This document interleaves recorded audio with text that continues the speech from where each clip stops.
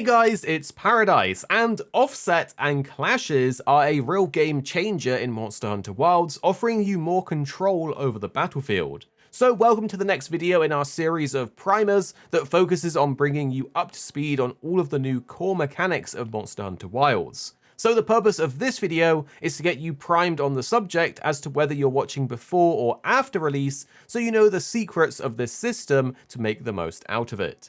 Offset attacks and clashes are vastly different, but both offer counter-offensive options against monsters.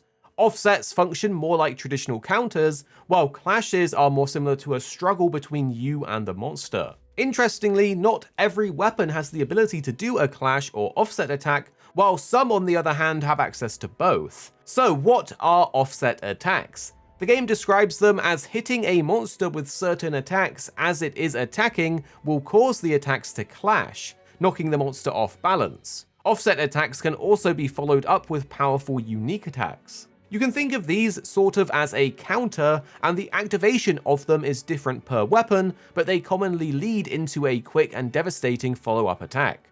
For example, you have the Greatsword, which has the offset rising slash attack.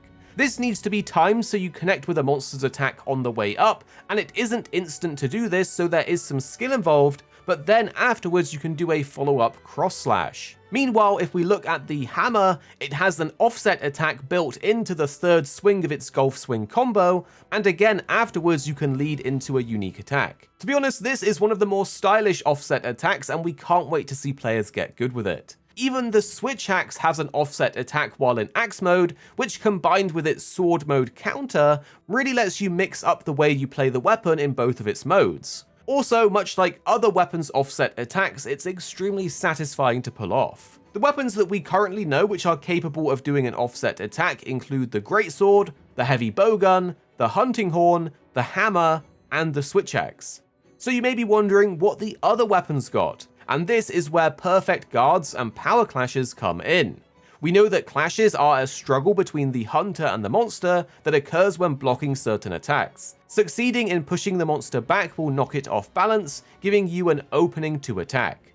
Each one of these has a really cool animation and leaves them rooted in a position. You then need to mash the triangle button to subdue the monster in the struggle, but doing so gives you the big reward of leaving the monster wide open for follow-up hits. This in a way acts very similar to mounts in that they can only be triggered after hitting a certain amount of guards against a monster's incoming attacks. Hitting these guards will fill up a hidden gauge that you can't actually see, and when filled, this will trigger a clash to happen. Think of it like building and triggering a status or mount. The guards that can build this include both normal guards and perfect guards. However, perfect guards are much preferred as they allow you to fill the gauge much more and even push you back less and reduce your sharpness loss. The weapons that can perform these clashes include the Sword and Shield, the Lance, the Gun Lance, the Charge Blade, the Greatsword, and the Heavy Bowgun. Note how the Greatsword and Heavy Bowgun can both do a clash and offset attack, making them pretty situationally powerful. In particular, the Greatsword can quickly perfect guard successive attacks and follow up with massive true charge slashes when the monster is down.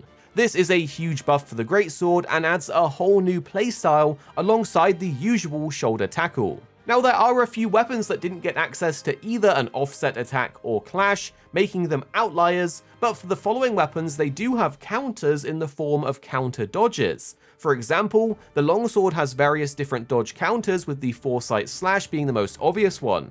Meanwhile, the dual blades has its evasion state, which is triggered with a perfect dodge, and this not only causes your dodges to also attack, but gives you a boost to regular and elemental damage. And then we have the bow, which has the discerning dodge, which is a bit of a game changer as it refills your stamina, and the gauge, which is used for a lot of new mechanics on the bow, such as the tracer arrow. This leaves the insect glaive and light bowgun as the outliers here, as they don't have a clash, offset, or adept style dodge.